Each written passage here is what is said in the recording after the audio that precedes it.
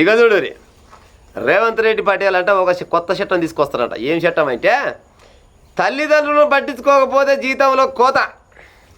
అయ్యమ్మకు ఎవడైనా గంజి వయ్యకుంటే ఆయన జీతం కట్ చేసి 10-15% కట్ చేసి వాళ్ళ తల్లిదండ్రుల ఖాతాలు వేస్తారంట. గొప్ప నిర్ణయం సార్. అయినా ఈ కాలంలో కూడా పాడైపోను. గవర్నమెంట్ ఉద్యోగులు తల్లిదండ్రులకు గంజి పోయిన వాళ్ళు ఉండొచ్చునా? ఉంటారేమో, పాడైపోయిన చిరందప్పి వాళ్ళు చాలామంది ఉంటారు. కానీ ఎవ్వరికి ఆలయాలు పెట్టినా కానీ గవర్నమెంట్ ఆఫీసర్లు అంటే ఎంతో కొంత ఆర్థికంగా బాగానే డబ్బులు వస్తాయి వాళ్ళకు. ఇక కూడా అయ్యమ్మ గంజి పోస్తలేరంటే ఓన్లీ గవర్నమెంట్ వాళ్ళే కాదు సారు. రేవంత్ రెడ్డి పటేల ప్రైవేట్ వాళ్ళు కూడా చాలా మంది ఉన్నారు. అయ్యమ్మ గంజిపోయేని దొంగనా కొడుకులు ప్రైవేట్లో గవర్నమెంట్లో చాలా రకాలుగా ఉన్నారు. వాళ్ళందరికీ ఒక ఆయమైన చట్టం తీసుకురా.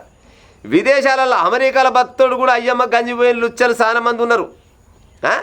విదేశాలైనా మన స్వదేశంలో అయినా తెలంగాణలో అయినా ఏనైనా కానీ అయ్యమ్మ గంజిపోయేని దొంగనా కొడుకులు చాలా మంది ఉన్నారు. అందరికీ ఒక రకమైన చట్టం తెచ్చే ఉపాయం చెయ్యి.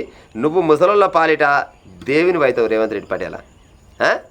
ముసలోళ్ళ పాలిట దేవుని అవుతావు. ఎకరాల కొద్దిగా భూములు సంపాదించినా కానీ బుక్కెడు గంజిపోయని దొంగనా కొడుకులు బొచ్చడు మంది ఉన్నారు. అవునా కాదా ప్రజలారా? ఇప్పుడు గవర్నమెంట్ వాళ్ళు అయితే నీ చేతులు కాబట్టి వాళ్ళ దగ్గర జీతం కట్ చేసి వేసే ప్రయత్నం చేస్తావు. మరి ప్రైవేట్ వాళ్ళ సంగతి? ఏ ఒక్క తల్లిదండ్రులు ముసలోళ్ళు పోయి చిన్నపాటి పోలీస్ స్టేషన్లో కంప్లైంట్ ఇచ్చిన నా కొడుకు గంజి పోస్తలేడని కంప్లైంట్ ఇస్తే అందరికీ ఒకటే చట్టం వర్తిస్తుంది, అందరికీ బరాబరి శిక్ష వర్తిస్తుందని ఒక మునగాని చట్టం తీసుకొస్తే ఈ కాలానికి ముసలోళ్ళ పాలిట నువ్వు దేవుని అవుతావు రేవంత్ రెడ్డి పటేల్. గా పని చెయ్యి మమ్మగాని.